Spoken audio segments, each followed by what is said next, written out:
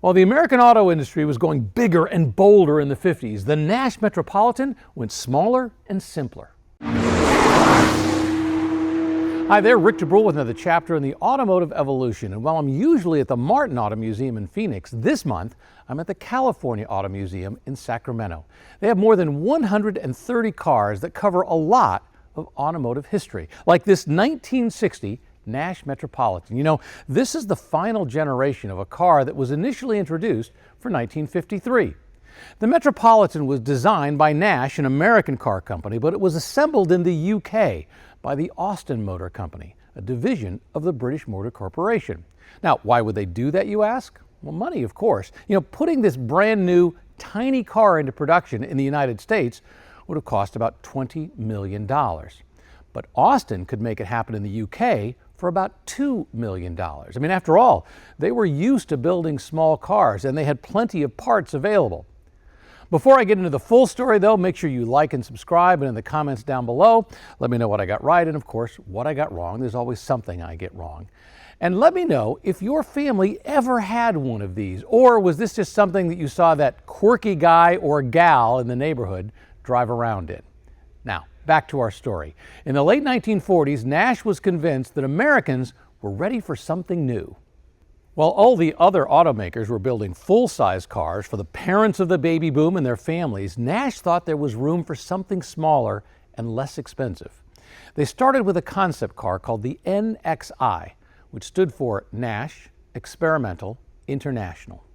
They wanted to find out if Americans really wanted a $1,000 convertible. And apparently the response was exactly what they wanted to hear. But of course, Nash had a problem. They really didn't have the ability to build that car in the United States without a big investment. So as I mentioned, they swung a deal with Austin to build the car in the United Kingdom. Early on in the project, Nash started calling it the NKI, which stood for Nash Kelvinator International, Kelvinator being the appliance arm of that same company. And like most concept cars, things evolved. You know, the production version turned out to be bigger and more powerful than the NXI. And the first cars were delivered in late 1953. Within just a few months, though, they had settled on a different name, a name that would stick. They called it the Metropolitan. And while they couldn't achieve their $1,000 price goal, it was still only about $1,500.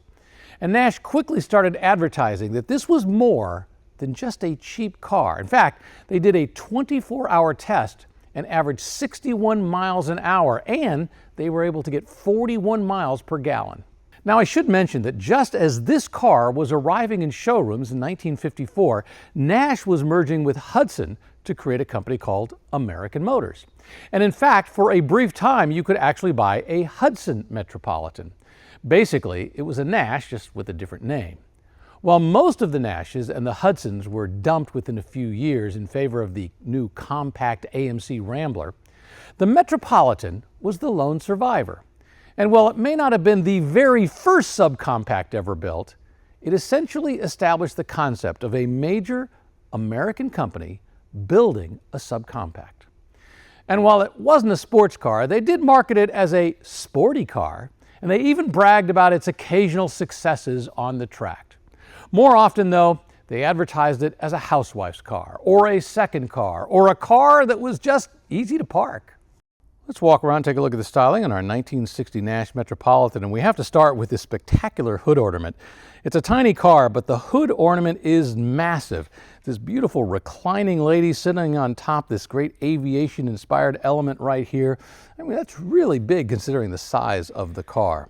And when you look at the front of this car, which was designed by a guy named William Flageolet, you see how it was really inspired by the sports cars of the 1950s. This type of grille was very common on things like you would see coming out of Ferrari or some of the other sports car makers back in those days. When you look at it from the side, you really realize how small this is. This has a wheelbase of just 85 inches. To give you some reference, the Volkswagen Beetle was just about 10 inches longer, and a Ford would have a wheelbase about 20 inches longer, 115 inches. They did a lot of things to try to save money. For example, in the very beginning, the idea was to have bumpers that would be the same both front and rear. Eventually, they got rid of that idea. But one thing they did do was they made sure that the doors were stamped exactly the same on either side. So when they were initially stamped and put into production, you could put them on the right or the left. Of course, once they mounted the door handle on and the trim, then it became one side or the other. And I love these paint schemes. They had 4 different two-tone paint schemes that were an option. You could also get either a convertible or a hardtop. This is the hardtop edition right here. I like the great curved window in the back.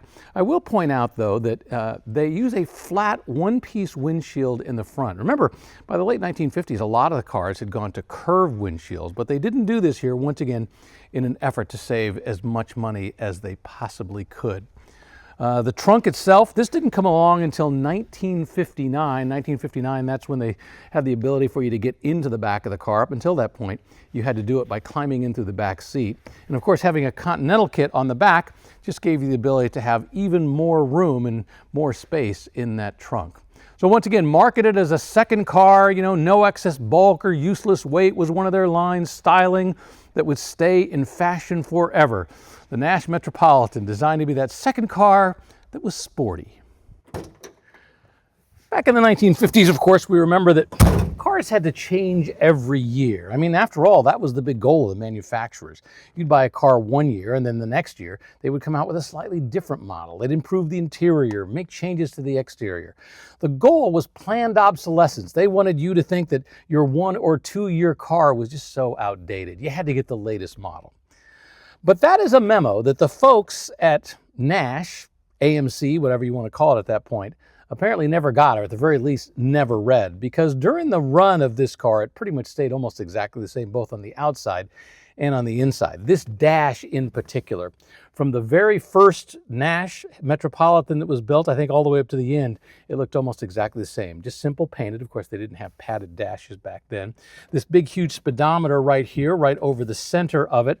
I love this AM radio dial right here. It actually looks like something you'd find in your kitchen. No gauges as such. Simple starter switch right here. Just enough to get you rolling. 3-speed synchronous transmission, tiny glove box. The seating in this car is good enough. You're kind of a little bit awkward because you feel like you're just a little bit low. Of course, these seats, I'm sure, probably aren't quite as well sprung as when we first started out a long time ago. But you've got a decent amount of leg room. I'm 6 feet tall, and I still have plenty of room above me, and my legs go out to there, so it's not bad. You do have an area in the back that we'll call a shelf. I'm reluctant to call it an actual seat, but I have no doubt that in a pinch, there were more than a few kids who were sitting back here. I can't imagine I'd want to be an adult sitting back there, but you never know. In college, anything is possible. And remember, it was the 50s, so safety wasn't a big, huge priority. But I would call this more of a shelf for storing things as opposed to an actual back seat. But once again, back up front, this car was just really what it needed to be. It wasn't too fancy, but it was just nice enough. So you'd think you were driving a real car. You weren't giving up that much more than you were going to get in your Ford or any other car. The goal was to get you where you're going, spend a lot less money doing it so you could have a second car, and maybe somebody else could have the main car that was calling the whole family around. Underneath the hood of this 1960 Metropolitan is a very British 1489cc version of the BMC B Series engine, commonly referred to as the 1500. Let's call this the big block version because it was a step up from that original engine that they put into the Metropolitan. When the car debuted in 1954, it had a smaller 1140cc inline-4 engine that was sourced from Austin Motor Company. Now that engine, which is usually called the 1200, was part of the early B-Series family and was used in a variety of Austins. The 1200 engine was producing about 42 horsepower. Now, the 1500 in this Metropolitan makes about 55 horsepower, so much more. Has a cast iron block and head, overhead valves, and a single barrel Zenith downdraft carburetor with an oil bath air cleaner. You know, this is the kind of engine that they used to call peppy, kind of the way real estate agents like to call small houses cozy. There was really nothing quick about this car. 0 to 60 happened in about 20 seconds. But it did get great mileage. They had advertised it back then as getting 40 miles to the gallon. In fact, one ad claimed that with what they saved on gas, it would pay for the car. Now, considering that the Metropolitan by 1960 was costing about $1,700 new and gas was 30 cents a gallon, you'd have to drive it an awful long way to make those numbers work. By By 1960, the Nash Metropolitan was nearing the end of its production run, essentially unchanged from its original form except for that larger engine under the hood. But 1960, by then the American market was beginning to shift. New domestic compact cars like the Ford Falcon or the Chevy Corvair or the Plymouth Valiant were entering the market, offering more space, more power, and broader practicality at pretty competitive prices. Production of the Metropolitan came to an end in 1962, giving the car a decent 8-year run. In total, fewer than 100,000 of these were built. And while it probably never achieved true mass market success, it did prove that there was a demand for smaller, more economical vehicles here in the United States.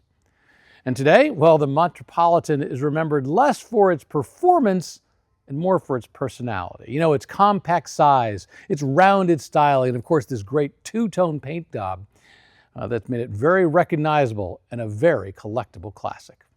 And a big thanks to the California Auto Museum for hosting us this month.